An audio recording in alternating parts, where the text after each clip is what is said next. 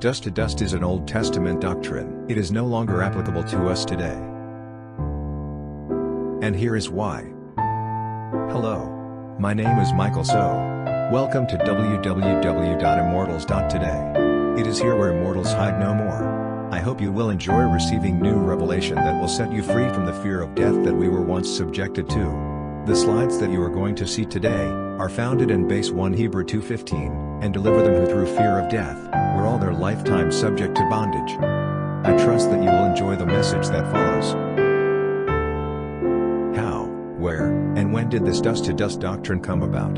The Old Testament has only 3 Bible verses that carries this doctrine of dust to dust. First we have Genesis 3:18, "Thorns also and thistles shall it bring forth to thee, and thou shalt eat the herb of the field." Then we have Genesis 18:27, "And Abraham answered and said, Behold now, I have taken upon me to speak unto the Lord, which am but dust and ashes." And finally we also have the same in Job 30:19, "He hath cast me into the mire, and I am become like dust and ashes." These 3 Bible verses are very clear. All 3 verses reinforce the doctrine of dust to dust. There is no two-way about this. 3 numerically represents completion. And when it is completed, something anew will be ushered in. The completed timeline is Adam, and the new timeline user in is Jesus. The later is of greater significance and completeness than the earlier. We can see these magnified when we look at some examples of the occurrence of the numeric number 3 in relation to Jesus in the New Testament. Jesus was tempted 3 times in the desert by Satan. After the completion of the temptation, Jesus went on to start his ministry. 3 disciples failed to stay awake 3 times in the Garden of Gethsemane. What Peter, James, and John failed to keep awake and pray did not stop Jesus from going forward to the cross to do the great finishing. Peter denied Jesus 3 times. And all 3 denials did not stop Jesus from blessing Peter with a big catch of fish and cooked a hot breakfast meal for Peter. 3 disastrous verses in the Old Testament that pronounce us to return to dust did not repeat itself in the New Testament.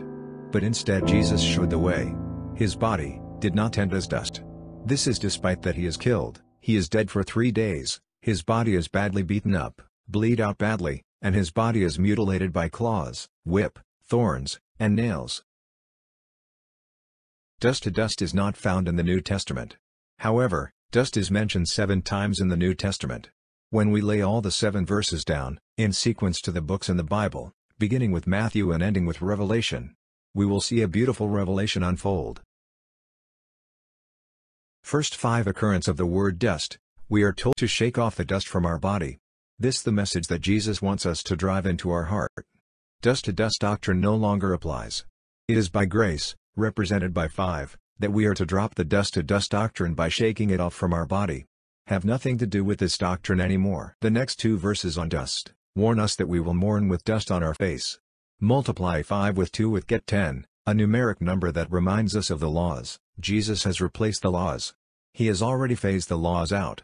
Colossians 2:14, blotting out the handwriting of ordinances that was against us, which was contrary to us, and took it out of the way, nailing it to his cross. If we fail to head this warning to dust off the dust doctrine, we will end up in regret with dust on our face regulated onto us by the laws from the Old Testament covenant. We will have ashes on our face as we mourn for the death. Adam introduced death and has completed its reign when Jesus died at the cross. 3 signify the completion of the dust to dust doctrine.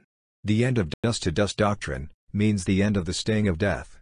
The first 3 Bible verses on dust in the Old Testament are neutralized and repealed by a new covenant, as proclaimed in Hebrews 8:8. For finding fault with them, he saith, Behold, the days come, saith the Lord, when I will make a new covenant with the house of Israel and with the house of Judah. It is clear, when a new covenant is drawn out, you contract under a new covenant and render the old covenant null and void. This is reinforced in Hebrews 8:13 in that he saith, A new covenant, he hath made the first hold. Now that which decayeth and waxeth old is ready to vanish away. We can put to the test whether these Old Testament verses are repealed by looking to see if the same ideas are found again in the New Testament. Will this old doctrine take the shape of a curse again, returning man to dust and ashes in the New Testament? Or will they be glaringly absent? The dust doctrine don't seem to appear as a curse anymore. There is no such doctrine anymore in the New Testament. But instead we have Jesus who did died but resurrected. He refused to turn into dust. What does it mean to have the dust to dust doctrine repealed? What does it mean when one says that the dust to dust doctrine is no longer applicable in our timeline? Hebrew 2:15 says, "And deliver them who through fear of death, were all their lifetime subject to bondage." We are all under the bondage of fear of death. We can only be delivered totally if death is no more. We are not delivered if we have to go through and experience death. Think of this for a moment.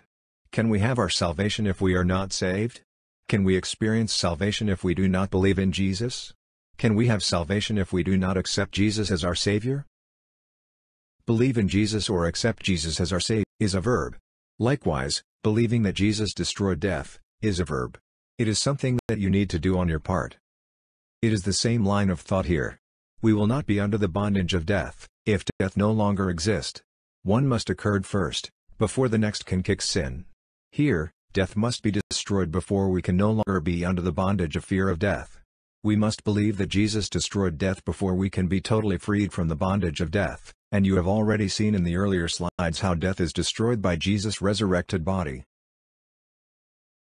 Thank you for taking your precious time to learn about immortality.